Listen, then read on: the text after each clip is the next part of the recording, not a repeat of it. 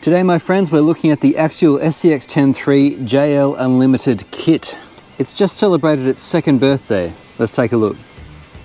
But it's not exactly hot off the press. I think it's been out for 2 years and 1 month at time of filming. The SCX10 is quite a storied range, and you can see that on their website. They've got quite a few variants of the 3.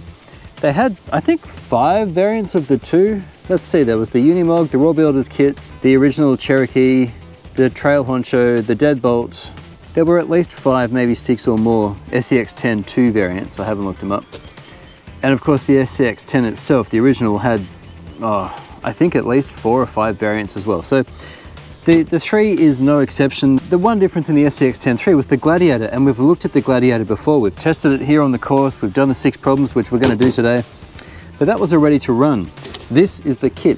I've started with a clear body, and instead of trying to get clever, this time I just relied on the stickers. So I just painted it white. And with the stickers as well and the tinting, I did do smoke on the windows as well, actually. And I kind of muffed the stickers a bit. There's a bit of bubbling there, unfortunately, but I got most of them right. White really kind of sets this thing off. I kind of like it. I haven't put lights into it yet, and I must do that because that makes this body look great. I'll just put a red pair and a white pair in front. But the plastics on here are pretty nice. You've got all the air vents and the wheel wells and all the rest of it. The mirrors have real reflective stuff on them. You've got handles. There's actually quite a lot of plastic trim on this body, and that's actually a pretty good way to make a polycarbonate body look nice. If I think back to over the last decade, whenever we've had comps with Class 1 and Class 2, the Class 1 was always the hard body class. But the last few years have seen a lot of polycarbonate bodied rigs really start to get up to the same level of detail. Not that beautiful home brewed thing where everything's just right, but they still have all the features that make the Class 1 rigs Class 1. You've got a driver in here, steering wheel, 2 seats, dash, 4 seats, rear seats as well. So this actually, tyre size aside, could pass for a Class 1 vehicle. And if you were to get the slightly smaller tyres and maybe some heavier wheels, then you've got yourself a lean, mean Class 1 machine. Can't use dig though. I'm not a huge fan of the way that Axial mounts the body. It looks great, but this stuff is fiddly. It's a little different to the Gladiator. The Gladiator, being longer, has an extra one of these things at the back, which made it a little bit trickier, but we still have the same 2 front and 2 rear body posts. Here are the rear ones. They're in the same spot as the SCX6 as well, for that matter. All right. So there we go. So you've got your interior molding as well. When you paint a body, particularly this kind of color, it doesn't hurt to follow it up with a dark color underneath the light color. So then you get a nice solid finish, and there's no kind of, when you hold it up to the light, there are no spots where you can see light through. So that's a good little trick. There's so much plastic on the inside of this that's solid. It really is a nice body. As far as modern polycarbonate bodies go, this is up there with being about as nice as it gets. These are gaps here to show the radiator inside. There's a plastic radiator piece. I didn't have to cut that, it comes pre-cut. So Axial does a lot of the work for you. Axial knows how to make a nice cheap body, so I like it, it's cool. So that's the body. And we've got our 4 body clips with pull tags, which makes a difference, especially on this kind of mounting system. Being that it's a kit, you need to supply your own electronics. The transmission is the same one as we find in the Gladiator, which gives you a rear dig if you want it, and a 2-speed transmission. So if you want to use both of those, and I have here, you need 2 servos. I use the EMAX ES08MA analog servo. You buy a 5-pack for like 25 bucks. So the little servo horns here, which have like an oval, and as they move, the peg slides in them. There was no adapter for that for a regular servo, so that's why I had to make my own kind of adapter for it. I didn't need to use anything from my toolbox. I just used the included arms and trimmed them down. I'll show you a photo if I can, but that's the idea. You can see the chopped off arms there, and then I fit the Axial horns on top, and then it worked, so that was fun. So I've got 2-speed and dig here. I've got a nice, I think we went with it's just Coreless. I think it was a 30-something kilo servo. It's 7.4 volt capable, but I think the whole thing's running at 6 volts because it's the WP-1060 ESC. So that's 6 volts, 3 amps for the BEC, battery eliminator circuit, BEC. The BEC is what gives the power for the radio system and the servos. But the 1060 is a really good jack of all trades if you don't need anything super strong. Its drag brake is quite adequate. It can take nickel metal hydride and lipos. I like it, and you know, it cleans up nicely. I've paired it with the Holmes 15-turn 5-pole 540 motor. It's a brush motor. It's underneath this attractive shroud. Now, I did a Trailfinder 3 review recently, and I mentioned this actual vehicle. You've got a motor shroud on top and the belts and stuff in front. It looks nice, and it fits the motor and the servo next to each other. I would have liked to see the Trailfinder 3 do that as well, but not to worry. So we've got everything up front. We've got a radio in its own nicely water resistant box with a silicon kind of grommet. So you should be fine to run this thing wet as long as your electronics are waterproof, your servos. These ones aren't, everything else is. And if I wanted to run this thing wet, that's all I'd need to change, or just exclude. You can lock the thing in first gear. There's not a huge ratio between first and second anyway, so you could lock it in first gear, have no dig, and just have a basic crawler. Now, this isn't exactly realistic, faithful to the Jeep in that it's got portals, but this is just what the SCX10 III has. They do have a straight axle kit you can buy. I like the rock light. You've got rock light attachments and all the rest of it. The whole thing's fairly lightweight, nice links, and the I think they're the actual, I think they call them the wild boar shafts. They've got steel inner and plastic on the outside. I don't think I've broken one of these yet, and I've broken metal ones before. This is, I think, Axial's 3rd revision of the originals. They're really good. They've got plenty of material in them where they need to, and they're quite tough. The diffs are similar to the SCX10 II in that you've got the pinion for the ring and pinion gear. The pinion's mounted high up on the diff, which helps increase your clearance underneath. Suspension's actually quite plush. It's well balanced, tunable. I've got oil in the shocks, and the geometry is just quite good. There's plenty of flex, and it's easy. This is one thing that your leaf spring laden trucks can't do. You can't just pick up a wheel and have the whole thing just compliantly go. You can just pick up any corner, and the rest of the truck just moves around. It's really nice. So we know these tires from my tire tests in the past. We know these tires are quite okay on dry rock.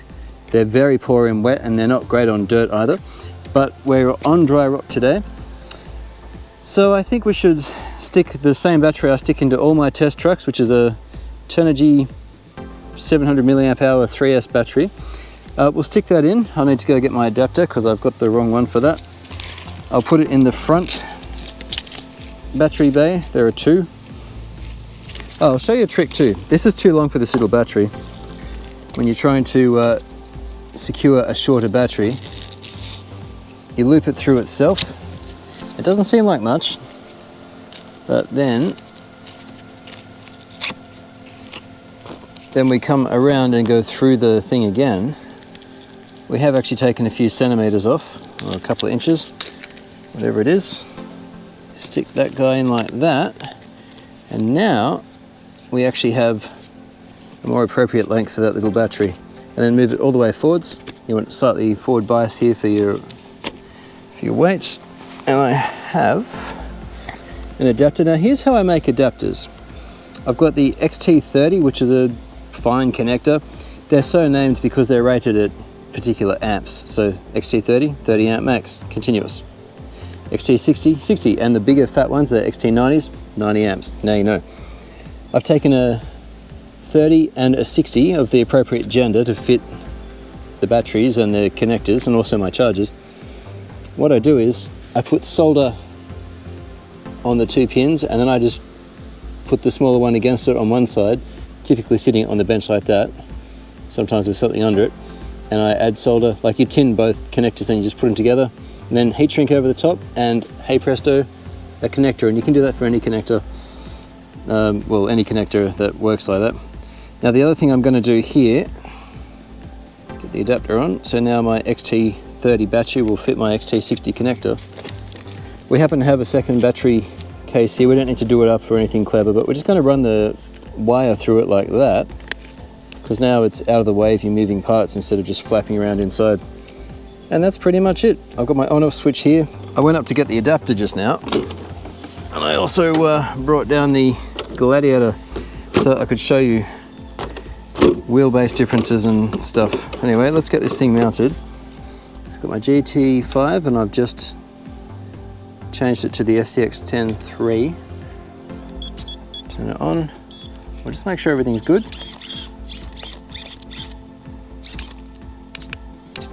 First and second gear I've got on the thumb switch. Channel 4 is my 3-position switch for the dig. So where are we here? There we go. All right. So the dig's in. There we go. The ratios are so close between first and second, I'm actually having trouble remembering which is first and which is second. There we go. Yeah, that's one thing other companies do better. Almost any company does better. They make a wider ratio between first and second gear. I actually find this body easier to stick on than the Gladiator. Just being a bit shorter, there's one less tab to line up, and the wheel arches don't get in the way as much. I'll show you what that means in a sec.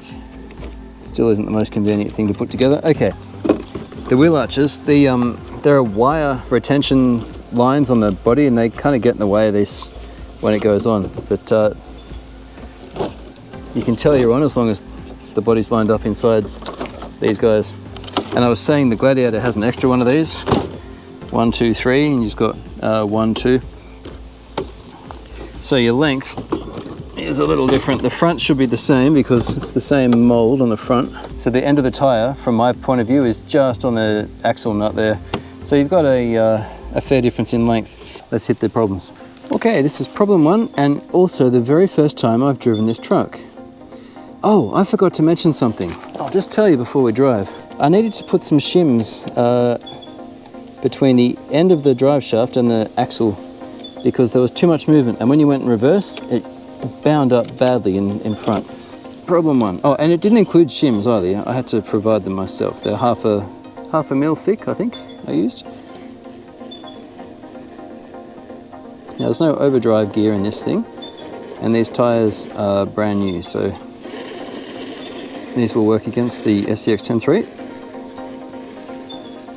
But the suspension is super plush, and it actually made this, to get this far already, honestly it made it look easy. Now when I did the Gladiator on these problems, I didn't use the dig, but I've since changed my stance. I think if it includes it, we'll use it. Now the dig is dug, rear axle's locked. That helps drag it around. Unlock again, and there we go. I'm liking this already. It's although we've got lightweight wheels and the stock tyres, which our testing shows aren't too bad on dry rock, honestly, it's really composed. I'm liking the 15-turn, 5-pole, 540 Holmes we've got in there too. It's a great motor. Plenty of low-speed control, super flush. I feel like I'm barely touching the throttle, honestly. Barely touching it. And look how composed it is.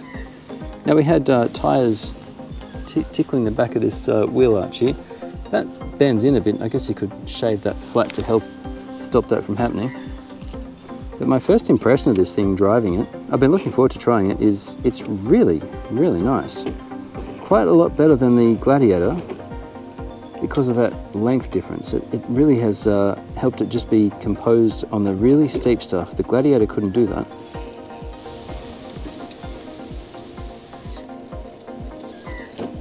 Problem 3 is quite a challenging one.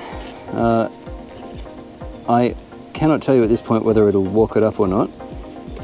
Weight, length, geometry, all this stuff, it really plays a role in determining whether this thing will make it. Sometimes the vehicle is just the right length to walk problem 3, and often, more often than not, it just isn't. Even though it looks bad here, I'm continuing. What we might do is just lock the rear. I'm going to try and get the truck to fall across. We didn't enter on the best angle there either. You see the full throw there? It doesn't, the unis don't like that in the front. That's what the wank, wank, wank. Yeah, no. While we're talking about it.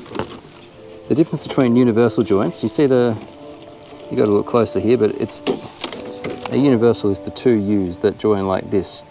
And so as they rotate, they've got a pin inside so they can rotate like this. But the difference between universals is, universals have an uneven speed. So when you're on an angle and rotating, see how the wheels go at a different speed? They kind of jerk, don't.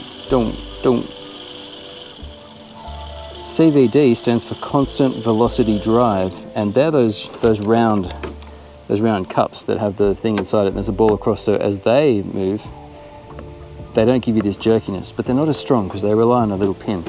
So the universal joint of the axles is definitely stronger, but you get that jerkiness at steep steering angles like right now.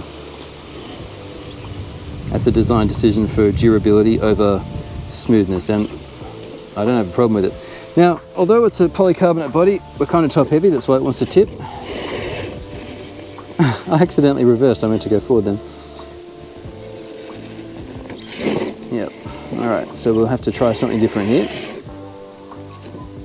Dig's locked, nope, I don't want it to push forward too much, so we're just freewheeling. The dig's not actually locked, but there's no drive to the rear, that's why I got a 3 position.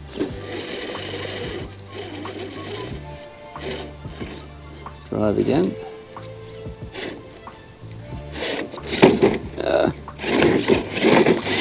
Look at that. It gets up on its feet easier than the Gladiator, that's good. But she's still too top heavy. All those plastics, the pretty body, it all adds up. And there's not a lot of weight underneath. So having weight down low would be helpful here. I also wish first gear was geared lower. I intentionally chose a slow motor, but we could have gone slower again.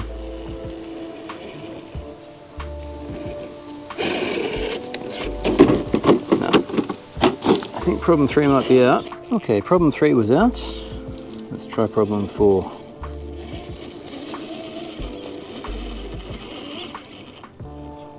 The Gladiator would have got stuck here, but the shorter wheelbase on the JL, no problem. Suspension cycles really smoothly on this. And again, the Nitto grapplers are quite at home on dry rock.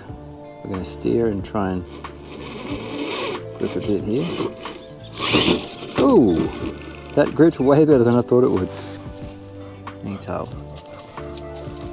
There's absolutely no need to use that much throttle. That was really good. A couple of ways to approach this. We'll try slow, we'll try fast, and we'll try digging out in that order if they don't work. Okay, slow's not going to work. Here's fast. And doesn't it just look good? Again, I'm not a Jeep person, but I really like it. It looks really cool. Look at the departure angle there. Very good. Okay, problem 5. Now, we're top heavy, so we can't go straight across. We need to stay kind of to the side without being too far across where it will fall. The slider was riding just there, but it was just enough. Look at the articulation. So that's what coils do for you. And it's just going to drop its feet down the front. Okay, and now we enter problem 5 proper. The approach angle is excellent too, and I like this bumper. It just has room. Don't mind all these little poos. They're actually kangaroo poos. I pick up dog poos, but I don't mind the kangaroo poos. They're just grass. There's a lot of it. Now with this, we need to stay far enough right that it can clear without being too far right, and it falls. Problem 5 is a bit of a fine line, particularly with top heavy rigs like this. some brass portal covers and maybe weighted wheels maybe would really see this thing do better. And incidentally, those are the two mods I did on the Gladiator, and it helped hugely. Oh, we're going. Very likely we're off.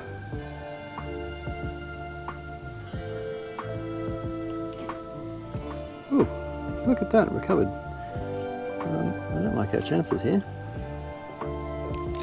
I've just locked the rear. We're going to try and pull the front around now.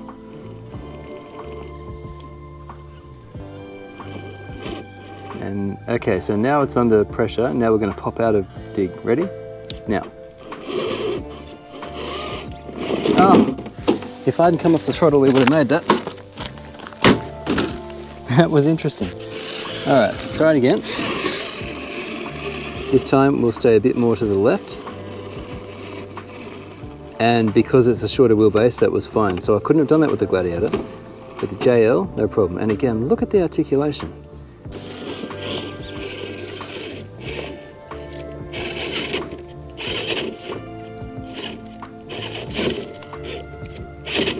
There we go.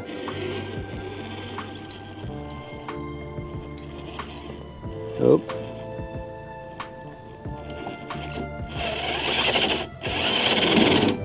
All that vibration is because of the unis. Again, if we had CVDs, constant velocity drive, we'd be in a better position, but that's all right.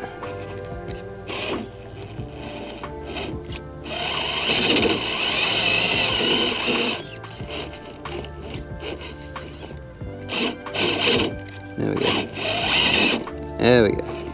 So dig made that a lot easier, but the Nitto grapplers just don't deform on the rock enough to give us the grip we want. Ooh, interesting. We're taking one more run at this. I don't like our chances. I just had to go change the camera battery.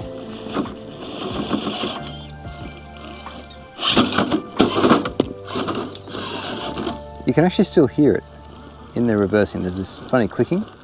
That's the front diff. Yeah, okay, you can hear this. You ready? Hear that clicking? You can't hear it going forwards. It's not there, but in reverse, both diffs do it. I'm holding the bottom wheels, it does it. Don't hold it, no problem. Hold the top ones, you hear it?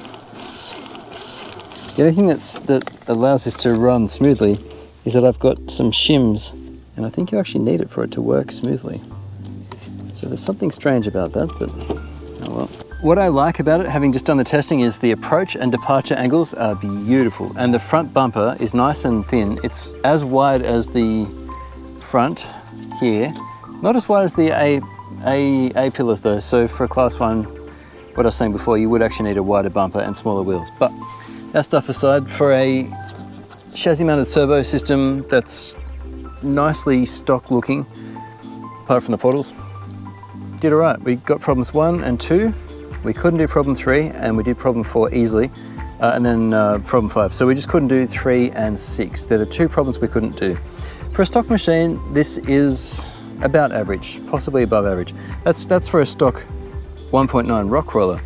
Now, when you factor in how detailed the body is, and also how top heavy it is, it's actually done pretty well.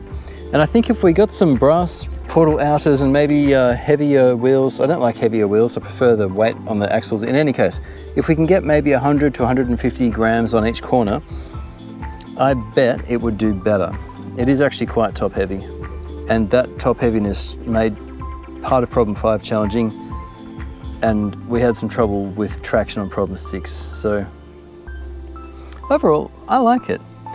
One thing I noticed was happening quite a bit was the body was popping inside the holder like that, and I had to correct it a few times during this testing.